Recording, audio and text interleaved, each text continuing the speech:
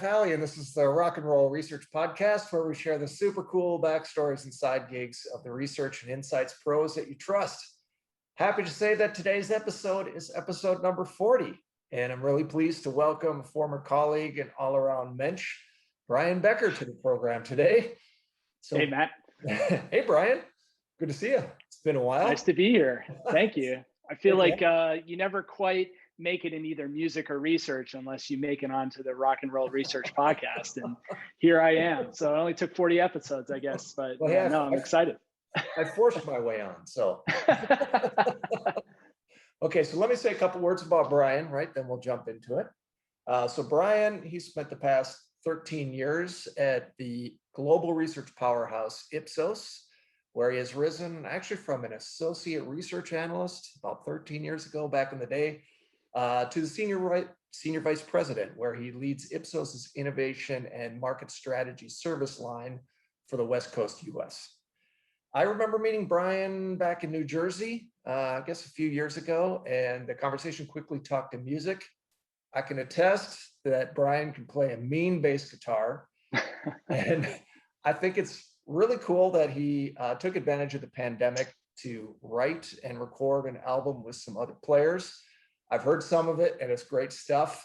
And I'm looking forward to having Brian talk all about that and research and more on today's podcast. So welcome again, Brian. Awesome, thanks. Yeah, I'm happy to be here. Cool. So let's talk research first, right? So your whole career has been in research. What was the lure and what's kept you around?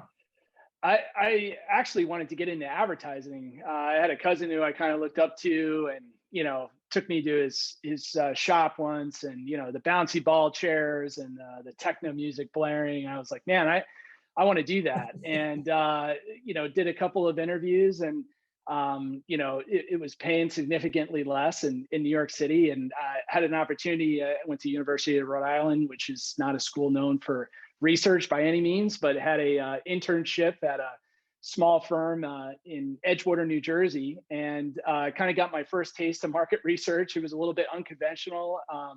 Was working for a tobacco company, and another company was working in sexual lubricants. So it was a little bit bizarre to kind of get into that space. And I remember, rolling up to seeing some of the clients come out of a cab from New York City and, engulfed in smoke, and they were smoking in the office, and, and it was just bizarre. But ever since that, I've always been a problem solver, and never really good at tests or the academic stuff, but it's something just synced with research and being able to kind of systematically, think about a question and how to go about answering it. That kind of scientific process to me just always really resonated. And graduated school and was told about Ipsos from a headhunter, and said I was underqualified. I kind of went behind the headhunter's back and wrote a cover letter to the hiring manager, and they got me in for an interview. And I'll just say the funniest thing about the interview was it was for a forecasting job. Zero experience in forecasting.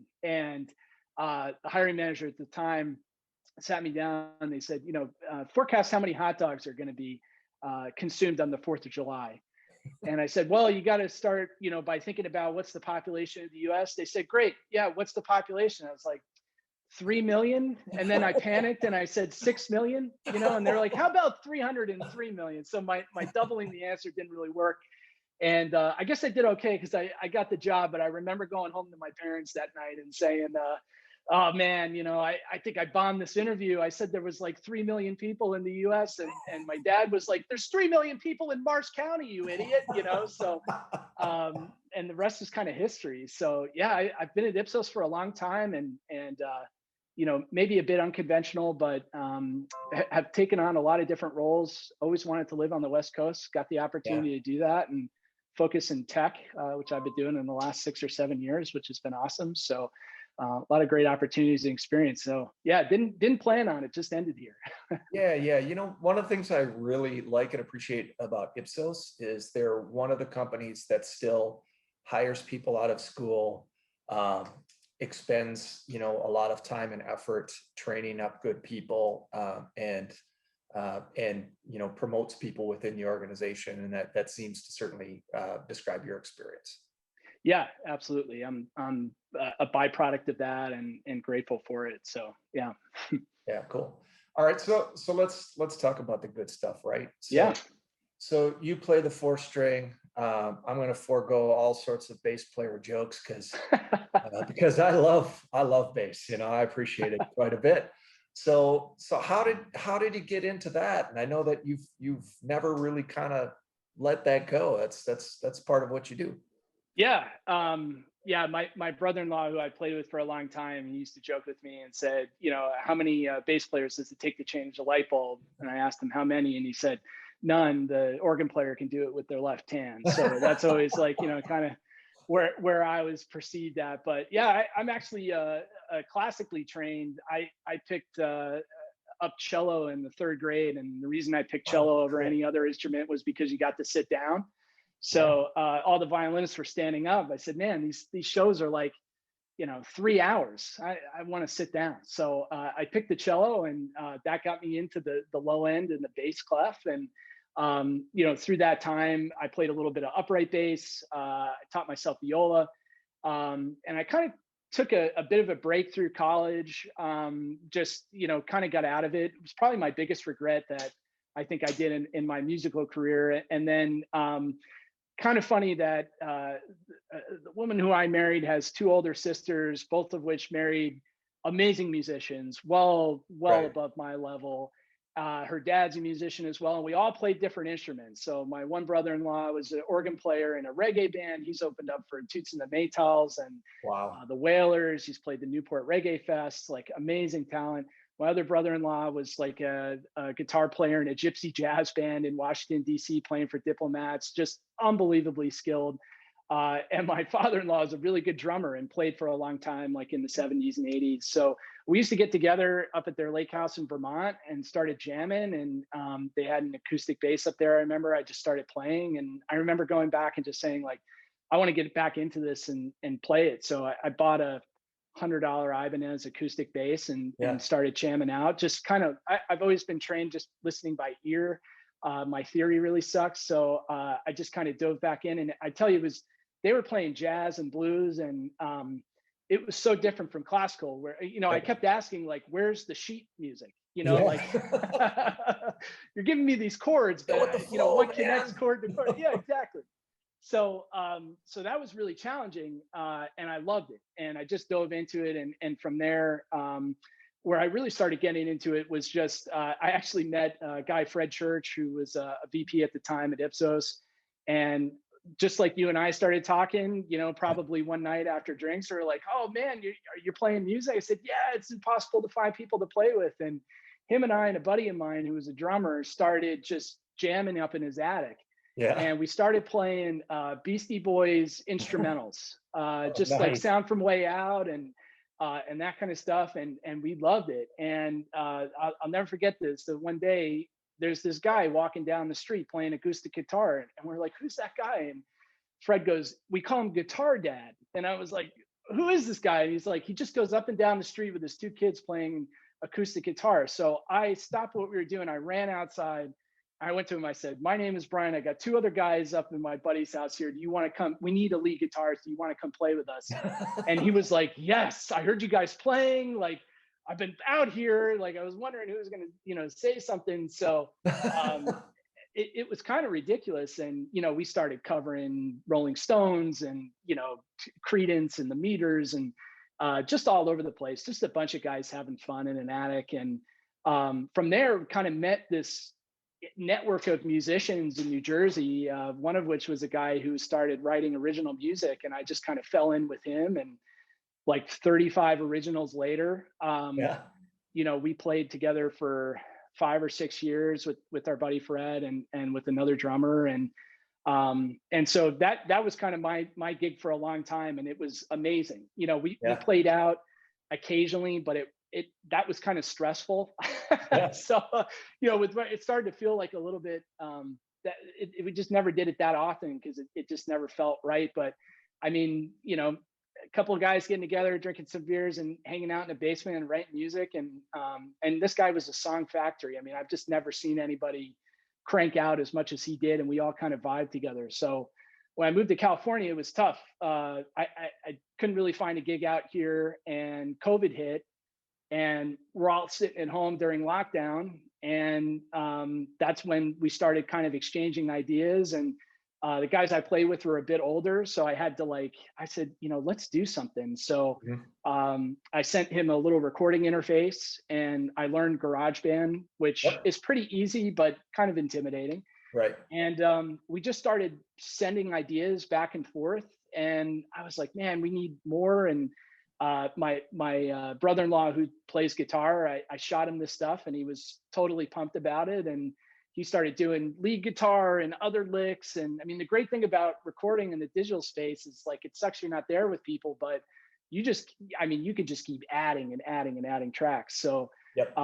we kind of went through that process for a while, and he even added drums and stuff like that. The hardest thing is that our guitar player doesn't play with a metronome. So, I mean, trying to Oh it's yeah. fine when you're jamming, but like when you're trying to put a record Yeah. together, it was a little bit difficult, but Especially when everybody's in different places and everything. exactly. Yeah. Yeah. Yeah. So it's like, all right, we're speeding up here, we're slowing down, but I Yeah. mean, I had just zero experience of doing that. I have hardcore red light anxiety as well when that recording Yeah. button's on. So yeah, we put about 10 tracks together, I think, like with a bonus track, which was probably my favorite track on the album, was this track called La Playa, which was like a kind of like a Spanish, just really weird. I mean, everything was like all over the place. Yeah. And the reason we did it that way is just because we had so many different tastes and stuff. And we kind of put it together as a joke, but at the same time, we're like, if somebody likes 15 seconds of one of the songs, that's like all you could hope for, Yeah. so we put it out on Spotify and a bunch of stuff, and it was awesome. It was great connecting with our lead guitar player and my brother-in-law. I've never even met each other, Right. and put together. It's amazing what music will do, in that kind Yeah. of sense. So it was pretty cool. Yeah, that's cool. Is it okay if I link to your Spotify record? Oh, yeah, you can. I would say have low expectations for the production quality and overall quality of the record. But yeah, absolutely. Okay, good stuff. Good stuff. Okay, so you started playing music young, right? Then you got into research, Yeah. and so you've had both these sides of your brain working for some time. Are there any similarities or maybe lessons you've learned on one side that you could apply to the other? Yeah, for sure. I mean, my staff laughs at me all the time. I talk a lot of in terms of like metaphors or trying to connect, things that we're going through to other things in life, and I use a lot of musical references. And I think Right. half of them just goes right over the head. They're like, "What the hell is Brian talking about?" But I tell you, like learning jazz is it's like research in so many ways, and it is fun. I mean, you and I played, we both played music in different spaces, and we've met. I mean, obviously you've had a ton of people on your podcast in the same way. And I think what I've resonated with a lot of people that you've talked to is that, music is all about communication. Yeah. Everyone's talking through, Right. the instruments and stuff that they have, and you're not exactly sure what the other person's going to say, but it all kind of works out in the end. And I think like, there's a framework there, but you never really play the same song the same way every time. Right. And so, research is like that. And I think it's evolving even more like that, where, we've got all different types of frameworks, but more and more of the business questions that get thrown at us are so challenging that it's not a one size fits all approach. It's not playing the same song over and over again. There's a need to kind of improv and roll with that and have an open dialogue with clients and how to do that. So it's a little bit cliche, but I think like the biggest thing that music's taught me is there's a systematic way from point A to point B. Mhm. There's the framework, but how you get there is kind of up to you, and how you play Right. the song and who you partner with and what that sounds like and how it evolves is completely dependent on everyone who you play with and who's involved. And what I Yeah. love about that is like, that's why we're always looking for new talent. That's why we're always looking for new people to partner with, whether it's with the clients that we work with or even with people on our internal teams, because each person brings kind of their own style, to the equation, and that changes what the overall song is going to be, what project you initiate and how that goes. So Sure. in a weird way, it's that kind of systematic approach to problem solving and research, to me, feels very similar to like how I've kind of approached music and written music and produced music. Yeah, that's really cool. I can relate with a whole lot of what you're saying. I really agree with that. And so one thing I remembered about working at Ipsos with you was a lot of times when there was like a really thorny problem to solve, like how do you approach this? I got the answer several times. You know what? You should really talk to Brian Baecker about that. So I'm really curious. I mean, you've been working in innovation and forecasting and things like that for some time. You've probably had a chance to peer a little bit into the future. Yeah. What does that look like? What's going to be important going forward? Man, it's changing so fast, from a technological standpoint, from a needs of what clients want, from who we can trust and how many of those people we can trust that's out there, and how do we spot genuine responses and people are who they say they are. I mean, I think the biggest trend that we're seeing now is this kind of social commerce space. And it's, how these big social media companies and giants get into the resale space or don't. I mean, they have these sophisticated algorithms, and there's so much trend around. It's interesting, like particularly being in technology, where the latest innovations coming out from so many companies just doesn't really get consumers excited in the way that it used to. And it's not that people aren't looking for new products, but the new products that are out there are just kind of different. A lot of them are iterations of what's happened in the past. But I think what's really changing in the space is more so how people will shop for things kind of moving forward. And so we're looking a lot into, new and creative techniques and methodologies in terms of looking into that space. How does AR and 5G play a role, augmented reality, how does that play a role in how people will shop, how they envision things in their home, how it makes a decision on how they react to an advertisement that's being shown. And like our research can't be survey and question and answer kind of stuff moving forward. It's got to be more progressive than that. So I think that theme is huge. And just the other piece of it is, just kind of calibrating to like getting research to be more actionable. I think, we've got to get away from black boxes, and we've got to get away from, methodologies that are too complicated for our clients to explain to their stakeholders. People need research fast. It's always going to be something that every client needs, but I've kind of biased a bit from a forecasting side. I think we're getting a lot more into like unconventional forecasting. So different ways in how people are getting the message out there, how they contact consumers. With advertising, it's not traditional advertising anymore. It's, it's media spend, and it's all over the place with that. And it's figuring out how that connects to conversion of eyeballs, to then conversion of doing something about it, to then purchasing. That line's getting really blurry, and it's getting a lot more difficult to accurately figure out how to do that. And I think, we used to be kind of this consultative team that, we would dictate to clients how we would do things. And I think now where that's progressing it, where it will be is, us really evolving to a space where we're working with clients more hand in hand to kind of figure out what that process is moving forward, because they're changing the way that they're advertising to people and getting them to see different products and things, as much as we're trying to figure out how the hell we forecast that, putting together in the research space. So. Yeah. Just think about the multiplicity of channels and data that's available, and so many complicating variables. It's it's good to have people like you working in that space. That's no easy task for sure. Yeah, some days are easier than others, that's for sure. But it keeps the brain sharp. So, I don't think any researcher out there can complain right now about, the stuff that's getting thrown at them, which is, it's a good space to be in. So, yeah, cool. All right, so this is a podcast, right? Yeah. I'm sure that there are other podcasts that you listen to, either for professional inspiration or insight, or maybe personal. I'll open it up. What's on your playlist?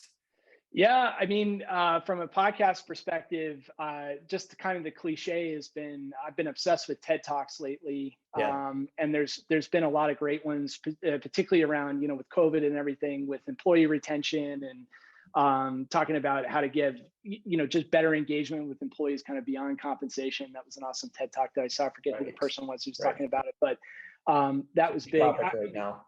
Yeah, exactly. Yeah, kind of across the board. And I think there's obviously the Rock and Roll Research Podcast. I've been a fan of this show, so it's been great being on it. But I think it's great what you've done with this platform, and it's awesome to see other people that have kind of similar views and have kind of come up in really different ways, but we all have kind of common links in thinking through stuff and working with clients. And on the other side, I mean, personally, I've been really into kind of the true crime stuff. I just listened and completed S-Town, which was kind of like Providence in the 70s and 80s and into the 90s with Buddy Cianci and the corruption with the Italian mob and stuff. That was like, just took a plane for the first time a few weeks ago. And so that was kind of my binge on the plane, which has been good. So, and that's kind of been in on the podcast front. So you told me you've seen a couple of these episodes, right? And so you know what's coming. You know what's coming. My favorite question. It's mine too, and it's also the hardest, right? Yeah. So I have a clue as to what at least one of your answers might be based on your attire, but we'll see. You might surprise me. So I gotta ask. I gotta know, Brian. You're stranded on a desert island. You've got 3 records at your disposal. You're choosing any 3 records to keep you company for the rest of your days. What are those records? Yeah, I had to pick some out from the collection here. Huge record collector. Yeah. And, Closet Deadhead, I guess, or maybe not Closet Deadhead, but I'm obsessed with the Grateful Dead. So, yeah, maybe the first obvious answer was this is Grateful Dead, Buffalo, 1977. Probably one of the best shows I think they ever made, and just came out on Record Store Day. Not too long ago. I was able to grab a copy, which was awesome. So I came prepared here. I have my 3 that's here. So this is Parliament Funkadelic, live from Madison Square Garden, 1977. I saw these guys probably 8 times at BB King's in New York City before BB King's closed down, and it was just like the most mind-blowing concerts I've ever been to in my life. How they sub different musicians out, and was just like insane. And the last one, this is D'Angelo live at the Jazz Cafe. I think it was 1997 or 1998. Totally out there, and just didn't expect to be blown away by that album, and it like changed my life in so many different ways. I mean, he played with the Soulcarians, which I'm probably butchering that name, but those guys have played back up on the Roots and Beastie Boys and all kinds of different albums, and he played with those guys. D'Angelo's like, I think, one of the most talented, kind of R&B soul guys out there. So I picked the albums that I knew would be really long. Knowing I'm going to be on that island for a long time, so it's something I got to tolerate and deal with for a while.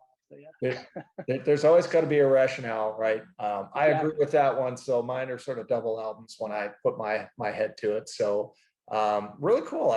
You've given me some stuff to check out. That absolutely album sounds cool. I love the visual aid, of course. I'm a vinyl guy also, so I appreciate that. Yeah, I had to flex some of the vinyl for sure. All right. Super cool. Well, it's great catching up as always, Brian.